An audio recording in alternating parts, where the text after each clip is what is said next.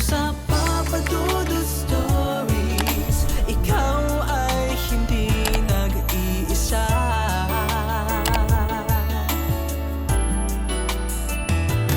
Dito sa Papa Dudut Stories, may nagmamahal sa'yo.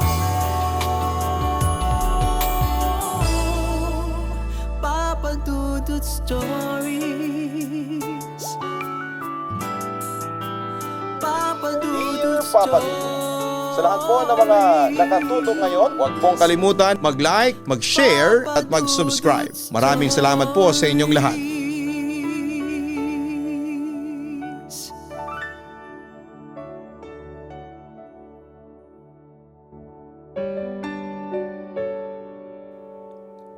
Minsan sa ating buhay ay may mga bagay na napaka-misteryo na tila walang kalinawan. Minsan ay sasabihin ng iba na guni-guni at katang-isip lamang natin ito. Na tayo lamang ang gumagawa. Mga bagay na hindi maipaliwanag ng siyensya o ng eksperto. Sa kabila nito, tayo lamang ang tanging makakatuklas ng kakaibang pangyayari. Hello Papa Dudut, this is my first creepy story na totoong nangyari. Itago niyo na lamang ako sa pangalang Isa. 17 years old, grade 11 student sa isang pampublikong paaralan dito sa lugar namin sa Bicol. Isa ako sa mga nakaranas ng hindi maipaliwanag na pangyayari. Sa unang araw ng aming pasukan ay alam namin na magiging masaya ito. Yung mga kaklase ko dati, magkakaklase pa rin kami ngayon dahil same strand lang naman ang kinuha namin. Siyempre, usual ang nangyari sa first day of school. Pero ako yung tipo na tahimik lamang sa isang tabi at nagmamasid lang sa mga pinaggagawa nila. Nasa last row ako ng upuan kaya kitang-kita ko ang mga nangyayari sa unahan. Hanggang sa sumapit ang uwian. Unang pasukan kaya syempre makalat yung classroom namin at wala pang cleaners. So I decided na linisin yung kalat dahil dalawa na lang kaming natira sa room. Habang naglilinis ako sa first row ay nilagay ko ang headphone ko dahil nakasanayan ko na kapag tahimik ang lugar ay nakikinig ako ng music. Nang biglang may humawak sa balikat ko. Paglingon ko, yung baguhan na kaklase ko lang pala Papa Dudut. Sabi niya, tulungan na kita dyan. Nagad ko namang tinugunan dahil may kalakihan ng room at medyo matatagalan kung mag-isa lamang ako. Pero ang pinagtataka ko lamang ay yung nililinis ko ay may mga mangilang-ilang hibla ng buhok. Mahaba, may itim at may kakapalan kung ikukumpara sa ibang buhok. Hindi ko naman ito pinansin dahil baka nalagas na buhok lamang ito ng iba kong kaklase. Napansin naman ito ng kaklase kong kasabay kong maglinis. May sinabi pa siyang medyo hindi ko naiintindihan na malas daw yon at hindi ko naman ito iniintindi dahil hindi ko naman yon close. Pero ang nakapagtataka lang ay araw-araw may mga hibla pa rin ang buhok kahit araw-araw naman naming nililinis ang aming room. Hindi ko na lamang ito inintindi pero ang iba kong kaklase ay napansin na rin po ito. Sinabi nila ito sa aming guro pero baka sa mga kaklase lang naming babae ito nang galing. Pero sabi pa ni ma'am ay huwag na lamang itong pansinin bagkus ay linisan na lamang ang mga nakikitang buhok. Bigla pang nasalita yung parang may alam kong kaklase sa mga ganito.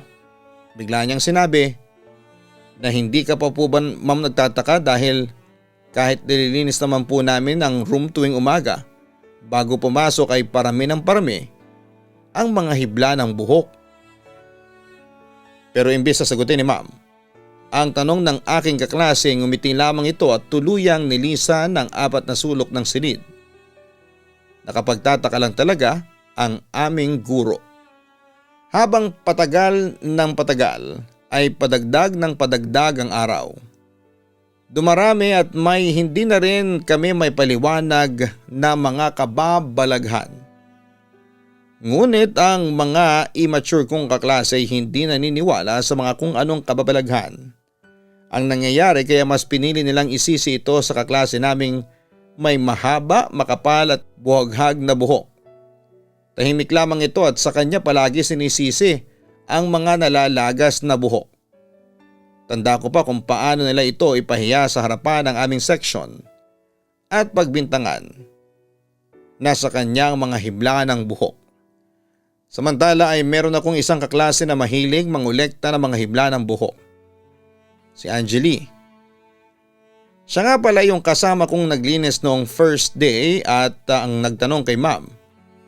Lahat ng kaklase naming babae ay kinunan niya ng sample ng buhok at idinikit ito sa isang notebook. Bawat hibla ay may pangalan. Tanda ko pa nga nung ako na ang hiningan niya ng sample ng buhok. Ang sabi ko sa kanya ay imposibleng ako yon dahil maikli at medyo gray ang buhok ko. Pero mapilit si Angeli kaya wala akong nagawa kundi ang ibigay na lamang ang nabunot kong buhok. Bago pa man siya nakaalis ay hindi na ako nag-atubiling tanungin kung ano nga ba ang gagawin niya. Sinabi niya lang na pag-aaralan at ikukumpara niya ang mga nakuha niyang sample ng buhok. At sinabi niya na kung walang buhok na magmamatch dito ay maaring tama siya na baka may kababalaghan talagang nangyayari. Papadudot sa paglipas ng araw ay patuloy pa rin ang pagdami at paglala ng mga himla ng buhok sa hindi may paliwanag na kadahilanan. Sinabi ni Angeli na wala sa buhok ng mga kaklase namin ang nagkapareho kaya mas tumindi pa ang kutob niya na meron ngang kababalaghan. Pero ang hindi ko lang maintindihan ay mas dumala pa ang pambubuli ng number 1 bitch ng school, si Agatha. Siyang madalas mambuli sa mga babaeng may mahahabang buhok. Palibasa kasi ang buhok niya ay maikli lamang, parang panlalaki. Hanggang isang araw, nabulabog ang section namin dahil hindi matigil sa pag-iyak si Agatha na tila takot na takot. Sinabi niyang wala sino man sa amin ang may gawa ng mga hibla ng buhok kundi isang dalagang naka-uniforme. Kalbo na palagi nagpapakita sa kanya sa silid namin. Akala namin nung una ay gawa-gawa lang ni Agatha ang mga bagay na yon. Pero simula noon ay hindi na palaging pumapasok si Agatha. Hanggang sa nagpunta ang mga magulang niya isang araw at kinausap ang guro namin. Pagkatapos noon ay naging usap-usapan na lilipat na si Agatha ng school dahil kahit daw sa pagtulog ay ginagambala siya ng babaeng walang buhok. Hindi nga nagtagal ay naging usap-usapan na ang buong campus ang nangyari sa aming section. Tila walang pakialam ang paralan sa mga nangyayari at bukang bibig ng ibang guro. Naguni-guni o katang isip lamang yon. Napansin ko rin na parang pakonti ng pakonti lamang ang pumapasok sa aming room kaya nagpa siya ang aming guro na kausapin ang mga magulang namin tungkol dito. Kinabukasan ay pansin ang pagpasok ng iba kong kaklase pero tulad ng dati ay yan na naman ang hindi maubos-ubos na hibla ng buhok. Kaya napag-uusapan ng aming mga guro na tumawag ng albularyo para palayasin kung totoo mang may mga nanggagambala at para na rin daw sa katahimikan ng mga estudyante. Ewan ko ba pero habang sinasagawa ng albularyo ang ritual, parang natatawa ako kasi parang hindi naman kapanipaniwala ang ritual niya. At sinabi niya pa na lumayas na daw ang masamang espiritu kaya dapat na kaming maging panatag. So yun, pagpasok namin ay nagulat na lamang kami dahil wala na talaga ni isang hibla ng buhok. Lumipas ang buwan na wala na kaming buhok na nakita sa aming room. Pero pansamantala lang palang mga yon dahil mas kagimbal-gimbal pa pala ang susunod na pangyayari. Buwan ng Oktubre, si Angeli ay naging kaibigan ko na sa lumipas na mga buwan.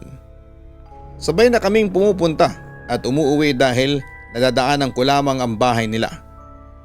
At hindi ko alam na sa pagiging magkaibigan namin ay sabay pa naming masasaksihan ang pagpapakita ng babaeng naka-uniforme na tila walang buhok. Mag-aalas 6 na ng gabi nang palabas na kami ng room ni Angeli nang biglang bumuhos ang malakas na ulan.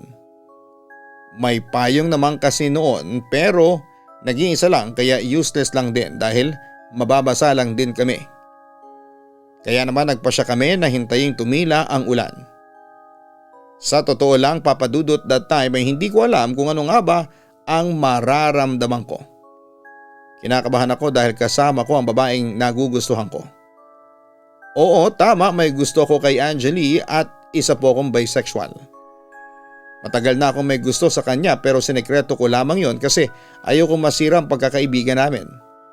So back to the story. Siguro naghintay kami ng 20 minutes bago bumaba ng hagdanan. Tanda ko pa noon na hawak-hawak ko ang laptop bag niya habang inaalalayan siya dahil madulas ang hagdanan. Pinagkakasya namin ang isa't isa sa isang payong dahil may konting patak pa ng ulan nang biglang huminto si Angeli. Isa, pwede bang bilisan na natin? Baka pagalitan na ako ni mama. Hindi may paliwanag ang mukha ni Angeli sa mga oras na yon at parang namumutla pero agad naman naming binilisan ang paglalakad dahil baka hinahanap na siya sa kanila. Habang papalabas na kami ng gate ay medyo lumakas ulit ang buhos ng ulan. Bigla namang nahulog ang bitbit kong envelope kaya napatigil ako at pinulot ito. Napaupo ako sa pagpulot dahil nagkalat ang laman nito na mga papel. Ang iba ay medyo nabasa na nang saglit akong napahinto sa ginagawa ko. May naaninag akong estudyante. Nakasuot ito ng kapareho naming uniforme. Parang nakayuko ito sa may taas ng room namin sa second floor. Papadudot, hindi ko alam ang mararamdaman ko sa mga oras na yon. Ang babaeng yon ay walang buhok katulad ng sabi ni Agatha. Mas lalo pa akong natigilan sa pagkuha ng gamit dahil naaaninag kong mula sa pagkakayo ko ay bigla itong tumingin kung nasaan kami. Tila mas lalo ako naligas dahil tandang-tanda ko pa ang nakakapanindig balahibo nitong pagngiti sa akin. Imagine, very creepy talaga yung smile niya. Nabalik ako sa realidad nang hinila na ako ni Angeli dahil nagmamadali na siya. Hanggang sa nakarating na kami sa bahay nila Angeli, hindi pa rin ako makagalaw ng maayos. Biglang nagsalita si Angeli. Nakita ko yun, Isa. Nakita ko na ang tinutukoy ni Agatha. Nagtaka ako dahil kahit siya ay nakita niya rin. Kaya pala nagmamadali na siyang umalis noon. Sinabi ko rin ang nakita ko pero ang tanong ko ay bakit kami pa? Bakit sa amin nagpakita ang babaeng yon? Agad na pumasok sa isipan ko na kung iisa lang ang nakita ni Agatha at ang nakita namin ay maaaring hindi nga totoong napalayas ng albularyo ang espiritu ng babae. Kaya ganoon na lamang ang takot na nararamdaman namin ni Angeli, papadudot. Hanggang sa pagtulog ay dala-dala ko pa rin ang takot na baka hanggang sa bahay ay sundan niya pa rin ako at hindi ako nagkamali dahil hanggang sa panaginip ay madalas na itong nagpaparamdam. Kahit sa kaibigan kong si Angeli. Samantala, 1 linggo nang nakakalipas simula noong nagpakita sa amin ang babae. Kami na mismo ni Angeli ang tumuklas sa totoong nangyari o kung may kinalaman ba sa paaralan namin ang mga pagpaparamdam ng babaeng walang buhok. Kaya minabuti na naming ipagtanong ito sa ibang guro. Nagtanong kami sa advisor naming si Ma'am Contemplacion na baka may alam siya at kung may kilala siyang babaeng walang buhok doon na nag-aral pero wala siyang maisagot sa amin. Kaya nagtanong kami sa ibang guro. Ngunit ganun din ang mga sagot nila, papadudot. Natapos ang araw na yon na wala kaming nakuha ni isang impormasyon man lang.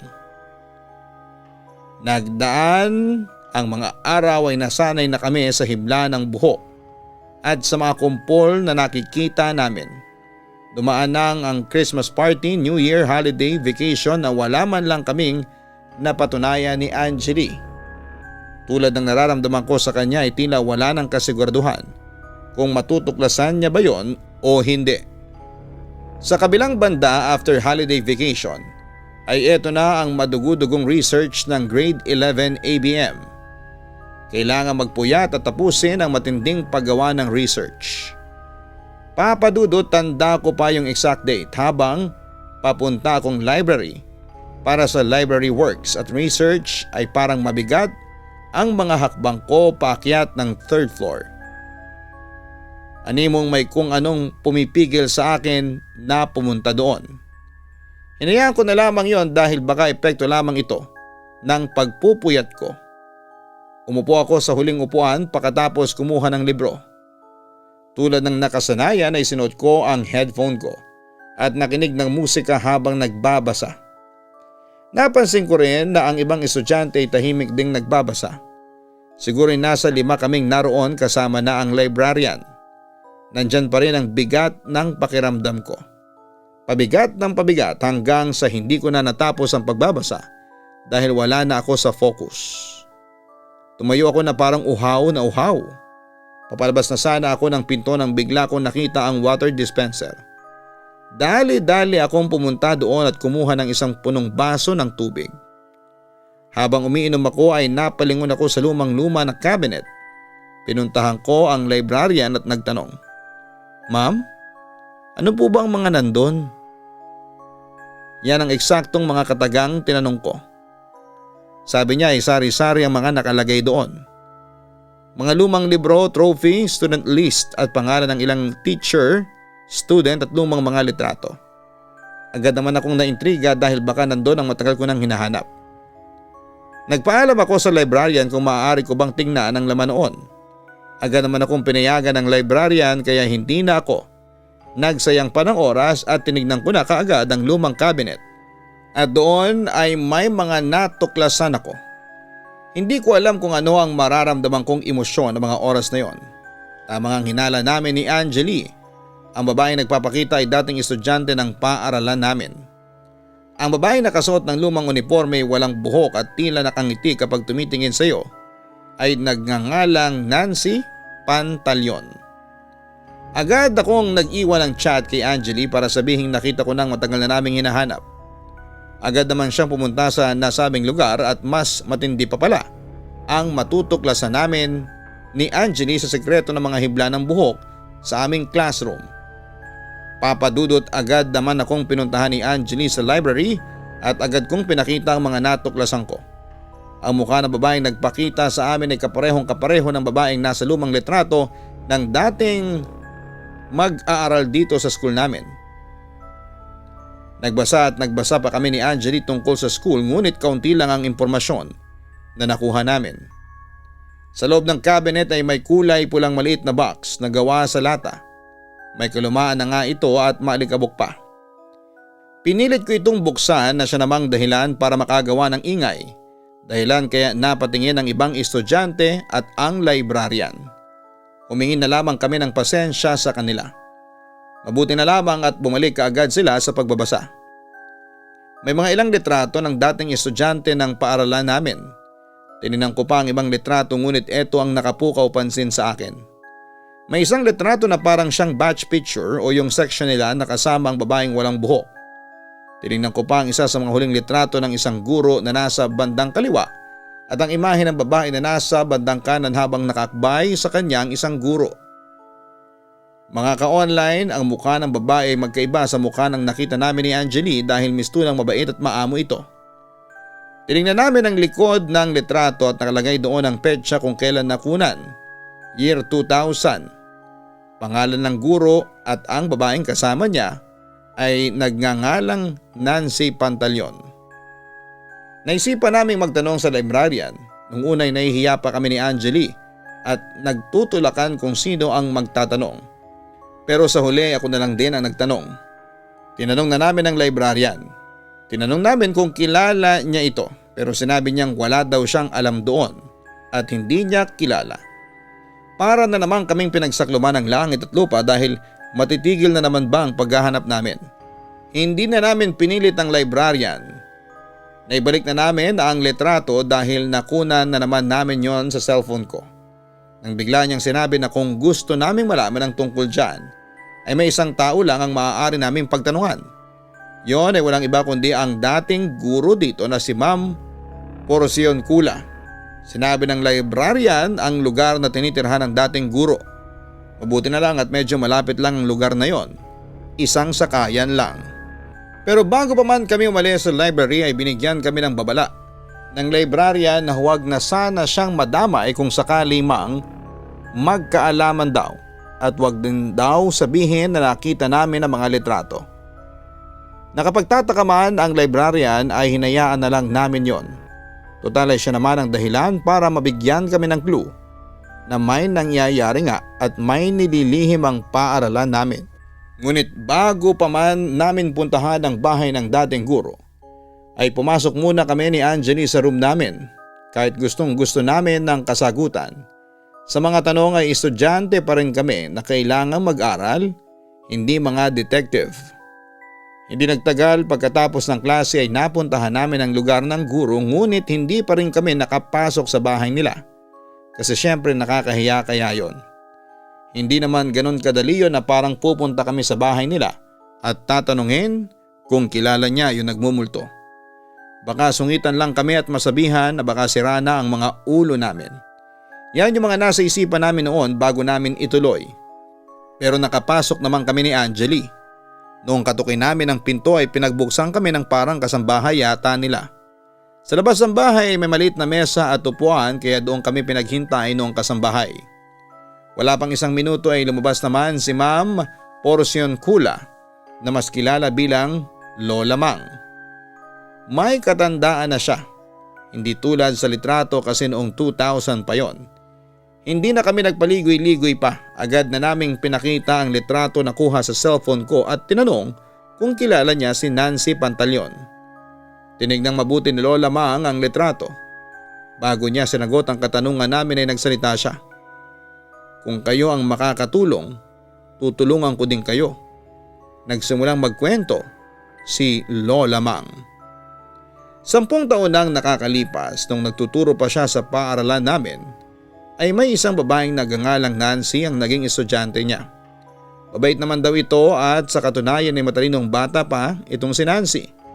Ngunit may pagka-weirdo lang talaga. Si Nancy at tila wala daw gustong makipagkaibigan dahil magulo at makapal ang buhok nito at mukhang hindi nag-aayos. Habang tumatagal ay may napansin na kakaiba si Lola Mang sa kanyang estudyante. Palagi na lamang itong nag-iisa at parang walang interes na makihalubilo sa kanyang mga kaklase. Isang araw ay nadatna ni Lola Mang na pinagkakaisahan ng ibang estudyante si Nancy. Agad naman niya itong inawat at sinabihan ang mga babaeng nang bubuli dito. Sinabi pa daw ng babae na baliw na si Nancy at nakakatakot na patay gutom. Tingnan mo po ma'am si Nancy oh. Agad naman daw lumingon si Lola Mang at nakita niyang umiiyak si Nancy. Pero ang nakakabigla pa ay hawak nito ang kumpol na hibla ng sariling buhok habang kinakain ito. Agad naman ni Lola Mang inawat ng estudyante at kinausap ito. Ngunit ni isang salita ay walang siyang narinig mula dito. Kaya minabuti daw niya na ipatawag na lamang ang mga magulang ng bata. At dahil wala na itong ama ay iniwan na rin ng ina ay tanging tiyahin na lamang niya ang pumunta para dito. Kinausap at sinabing kahit daw sila ay hindi alam kung ano ang nangyayari sa pamangkin niya. Madalas daw itong nagbubunot ng buhok at ang mas malala pa ay sinusubo ito. Lumipas ang araw ay medyo naging maayos naman ang babae pero patuloy pa rin ang panukso ng mga kaklase nito. Mas malala pa ang nagawa ni Nancy dahil nung hindi na daw nakapagtimpi si Nancy pati ang kanyang mga kaklase ay sinasabunutan at sinusubo din niya ang buhok. Pinatawag ang mga estudyante na Dawit at si Nancy. Kinausap sila at pinangakong hindi na nila tutuksohin pa si Nancy. Pagkatapos noon ay hindi na nila tinukso itong si Nancy. Sumali ng mga academic contest si Nancy dahil matalino daw ang bata. Isa nga sa mga picture na nakita namin ay kuha sa isang paligsahan kasamang advisor nilang si Lola Mang. Pero habang nagiging maayos naman daw si Nancy ay pansin ng guro ang pakunti na lamang ang buhok niya. Isang araw ay hindi na pumasok si Nancy sa school at tumagal ito ng ilang linggo. Nagpa siya na daw si Lola Mang. Napuntahan ang bahay nila Nancy para kausapin at tanungin kung bakit madalas na ang pagliban nito sa klase. Kahit may kalayuan ang bahay nito ay pinuntahan pa rin ng guro. Ngunit masamang balita ang nalaman ni Lola Mang dahil wala na raw si Nancy sa bahay na yon at dinala siya sa ibang mga kamag-anak dahil doon na ito ibuburol. Tinanong ko si Lola Mang kung ano nga bang kinamatay ni Nancy at ang sinabi sa amin ni Lola Mang. ay nagpakamatay daw ito. Nagpakamatay daw si Nancy dahil sa depression at pambubuli sa kanya. Hindi rin daw matanggap ng bata na siya ay may disorder pala na tinatawag na trichotillomania. Isang sakit kung saan ay nagiging libangan mo ang pagbubunot ng buhok at ang iba pang malala dito ay kinakain at nagiging dahilan ng pagkakalbo. Sobrang kinalungkot ito ni Lola Mang dahil itinuring niyang anak na ang bata at kahit siya rin daw ay pinaparamdaman ito. Pagkatapos noon, Papa Dudut, ay tila nabunutan kami ng tinik sa lalamunan ni Angeli dahil sa wakas ay may kasagutan na ang mga tanong namin. Pagkatapos noon ay sinabi namin ito sa kaklose naming guro na si Ma'am Jen. Nagpasa siyang magpatawag ng pari para mabasbasan ang aming room at pinamisahan na rin. Ang pagkamatay ni Nancy Pantaleon ay bunga ng pambubuli. Magpahanggang ngayon ay hindi ko pa rin maintindihan kung bakit kami ng kaibigan kong si Angeli ang pinaramdaman niya at walang kasagutan na itinago ng paaralan na dating estudyante doon ang namatay. Pagkatapos pabasbasan ang room namin ay nawala na ang pagpaparamdam pero paminsan-minsan ay may mga buhok pa rin kaming nakikita tulad ng buhok niya. Alam kong nandyan pa rin si Nancy at binabantayan kami. Kahit sa panaginip ko ay nakikita ko siya, ngunit masaya itong nakangiti at tila panatag na siya. Diyan po nagtatapos ang aking kwento, Papa Dudut. Tunay kong naranasan ang kwentong ito at walang halong dagdag. Sa katunayan ay naibahagi ko na rin po ito sa Wattpad na Isa Writes. Pero hindi ko natapos dahil na rin sa abala ko sa aking pag-aaral. Pero syempre, imalang tinapos ko po ito sa Papa Dudut Stories kasi #1 fan at #1 subscriber niyo po ako. Sana'y mapili po ninyong itampok ang aking kwento. Muli, thank you and God bless. Lubos na nagpapasalamat, Isa.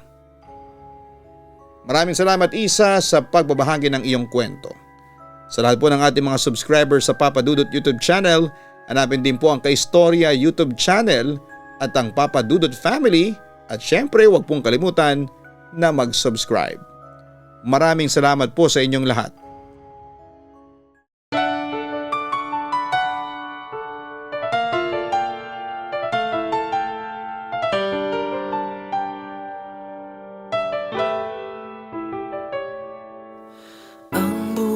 Ay mahiwaga,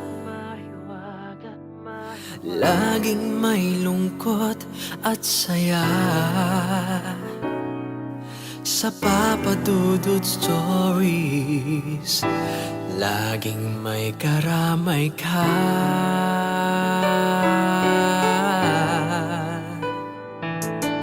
Mga problemang kaibigan, dito ay pakikinggan ka. Sa Papa Dudut Stories, kami ay iyong kasama. Dito sa Papa Dudut Stories, ikaw ay hindi nag-iisa.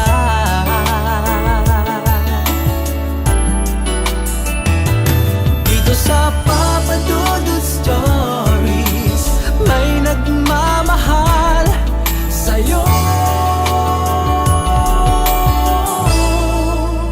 Papa Dudut Stories,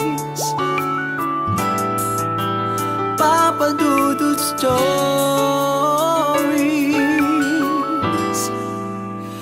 Papa Dudut Stories. Hello mga ka-online, ako po ang inyong si Papa Dudut. Huwag kalimutan na mag-like, mag-share at mag-subscribe. Pindutin ang notification bell para mas maraming video ang mapanood ninyo. Maraming salamat po sa inyong walang sawang pagtitiwala.